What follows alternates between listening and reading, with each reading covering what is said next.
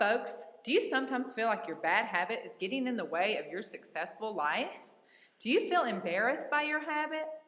Do you just wish you could stop that annoying habit? Yes. Well, do we have the solution for you?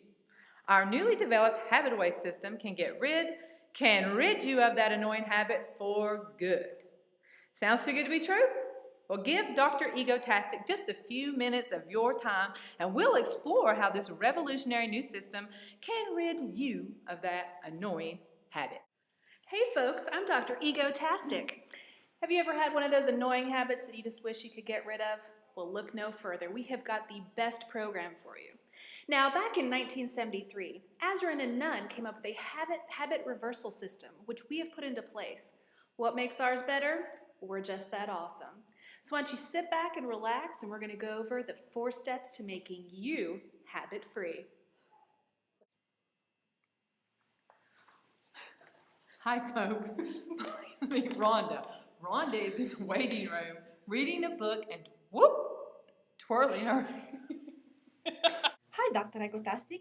My name is Randa, and I have a big problem. I developed it during these years, and I keep twirling my hair any times when I read, actually when I'm studying.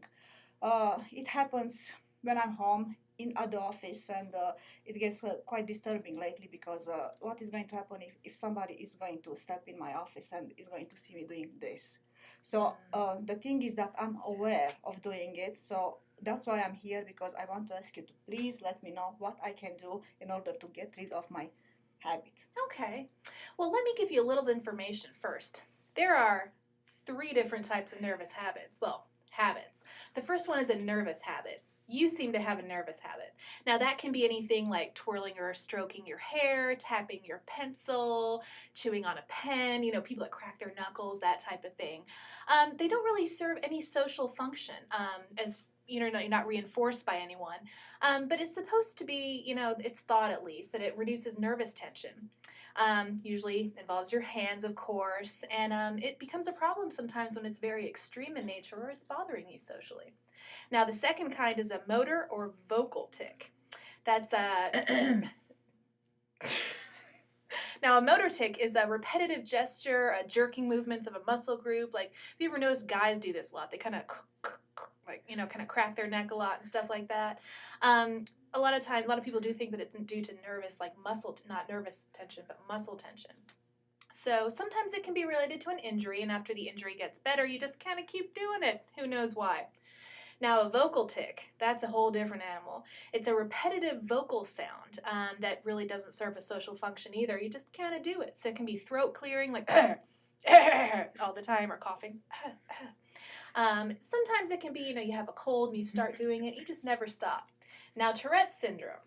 Tourette's syndrome is different from all other 3 of them. Tourette's syndrome is sometimes thought to be a neurological type of thing, but it's also more of an interaction between genetic and neurobiological factors, usually diagnosed when there are 2 or more tics in 1 year.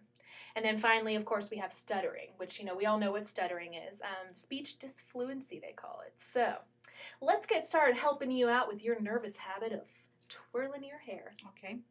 The habit reversal procedure is implemented in a therapy session with the client who exhibits the habit disorder, like Rhonda, who twirls her hair as a nervous habit. After learning the behavioral definition of the habit, the client learns to identify when the habit occurs or when it is about to occur. These procedures constitute the awareness training component of habit reversal. It is absolutely key to habit reversal training. Okay. So, I know that you're aware of your hair twirling habit. It's very critical that you realize when you're about to do it and when you are doing it, so we can kind of work with that. So why don't you take me through that? Okay, it usually happens when I'm reading. When I'm reading interesting books, boring books, I don't know, always when I'm reading. So at the time when I'm reading, I always go like this. I twirl my hair and I continue doing it for a few minutes. Okay. Actually, more than a few minutes. Now, I want you to think real quick. When you're sitting there reading your book, do you normally notice when your hand goes up to start twirling your hair? Of course, I notice. I'm aware of it. I'm Okay. aware of doing it. Good, that's wonderful. That's exactly what we need. Because this procedure is not going to work unless you're aware of those instances when that happens. And it looks like you are, so we are well on our way. Yes. The client, Rhonda, now must learn a competing response. That's a behavior that's incompatible with the habit behavior. And she must practice the competing response in session after each occurrence of the habit.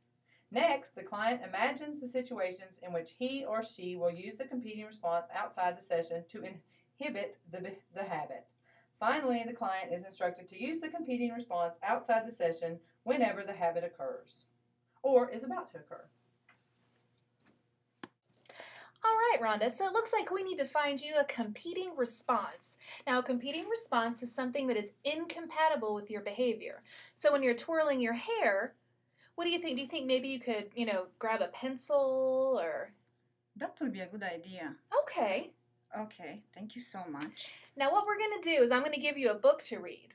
Okay. And then we'll see, if you're aware of what you're doing. And every time you feel that hand coming up, I want you to grab that pencil.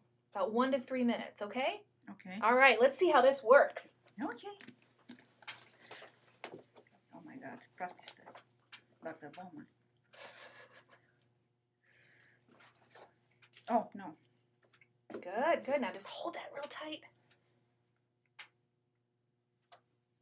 1 minute goes by. Excellent. Okay. So let's talk about some of the instances, both, in your work life, at home, that type of thing. Do you think that this competing response is something that you can do on a regular basis?